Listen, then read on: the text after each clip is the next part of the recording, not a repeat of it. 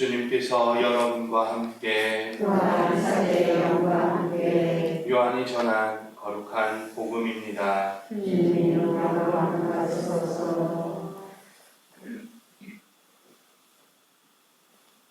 위에서 오시는 분은 모든 것 위에 계신다.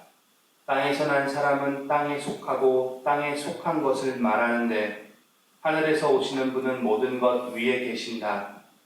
그분께서는 친히 보고 들으신 것을 증언하신다.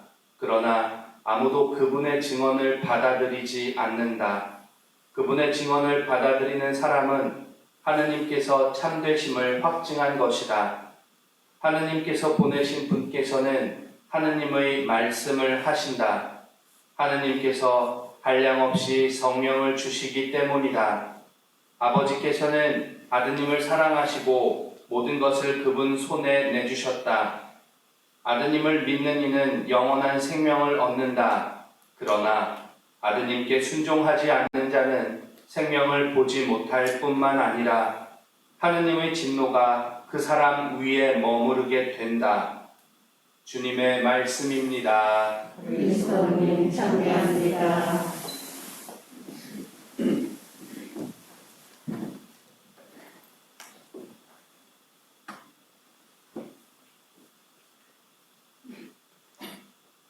오늘 복음에서 예수님께서는 땅에서 난 사람과 하늘에서 오시는 분을 언급하셨습니다.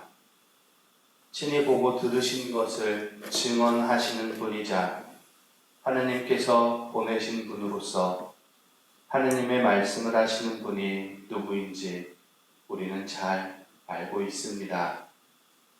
그러기에 복음의 흐름을 바라보며 하늘에서 오시어 친히 보고 들으신 것을 보내신 하느님의 말씀을 하시는 분을 두고 묵상해 봅니다. 그러고 보니 예전에 TV에서 이런 걸 보았던 기억이 납니다. 어린이집에서 일하는 선생님이 인터뷰에서 했던 말인데요. 어린이집에 오는 아이들의 모습을 보면 그 아이들의 가정이 어떤지 알 수 있다고 합니다. 아이들의 언행에서 그 가정의 모습을 유추해낸다는 말인데 완전히 똑같답니다. 욕설을 툭툭 내뱉는 아이들, 쉽게 이 손이 나가는 아이들, 활발한 아이들, 예의 바른 아이들 등 아이들의 언행은 자신이 보고 겪은 것을, 보고 들은 것을 의식적으로든 무의식적으로든 겉으로 드러낸다고 합니다. 그래서 아이들을 잘 관찰하면 그 아이의 가정이 어떤지 알 수 있다고 했습니다. 복음을 바라봅니다. 친히 보고 들으시는 하느님의 말씀을 하시는 분의 언행이 어디에서 비롯된 것인지 다시금 확신해 볼 수 있었습니다. 그러기에 이 말씀에서 우리는 우리의 언행에서 현재 자신의 위치를 보고 성찰해 볼 수 있습니다. 교우님들의 평소 언행이 신앙인으로서의 위치를 드러낸다는 말입니다. 하나님을 찬미하는 것인지, 성경을 노래하고 있는지, 주님의 사랑법을 따르고 있는지 그 평소 언행을 생각해 보십시오. 혹시 쉽게 욕설을 내뱉고 있는 건 아닌지, 눈앞에 손익에 이리저리 왔다 갔다 하고 있는 것은 아닌지, 상대방을 삐딱하게 바라보며 깐족거리는 모양새인지 생각해 보십시오.